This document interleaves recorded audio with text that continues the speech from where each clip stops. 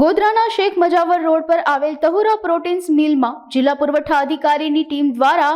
આકસ્મિક તપાસ દરમિયાન તુવેર દાળનો અનધિકૃત સંગ્રહ કરેલ જથ્થો ઝડપાયો હતો, જેમાં પુરવઠા વિભાગના દરોડામાં 16.47 કરોડનો શંકાસ્પદ તુવેર દાળનો જથ્થો મળી આવતા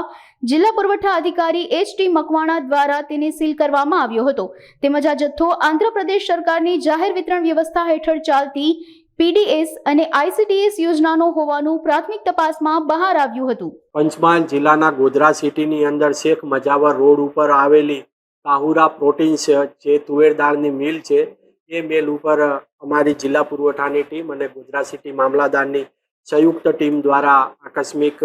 દરોડા પાડીને તપાસણી હાથ ધરવામાં આવેલી હતી. આ મિલનું મૂળ કામ છે એ તુવેરની ખરીદી કરી પ્રોસેસિંગ મિલિંગ કરીને તુવેર દાળ બનાવીને વેચવાનું. પરંતુ સાચી હકીકત જે ચોંકાવનારી અમારે તપાસણી દરમિયાન મળી આવેલ છે કે ત્યાં જે ગાડી હતી, ગાડીમાંથી જે માલ ઉતરતો હતો એ તમામે તમામ માલ અને જે જથ્થો હતો એ આંધ્રપ્રદેશ સરકારનો જાહેર વિતરણ વ્યવસ્થા હેઠળનો એટલે કે પીડીએસ હેઠળનો અને આઈસીડીએસનો જે માર્કાવાળી થેલીઓ મળી આવેલ છે. આ જે 1 કેજીની જે થેલીઓ છે, જે હજારો થેલીઓ મળી આવેલી છે, ખાલી એ થેલીઓને ત્યાં તોડી અને એમાંથી તુવેર દાળ કાઢી અને પછી 50 કેજીના લૂઝ બેગ્સ બનાવીને ભરતા હતા, એ તપાસણી દરમિયાન મળી આવેલ છે. એટલે આ તમામે તમામ જથ્થો હાલ પૂરતો પ્રાથમિક દ્રષ્ટિએ જોવા જઈએ તો આંધ્રપ્રદેશની જાહેર વિતરણ વ્યવસ્થાના હેઠળનો હોય તમામે તમામ જથ્થો જે 11,13,300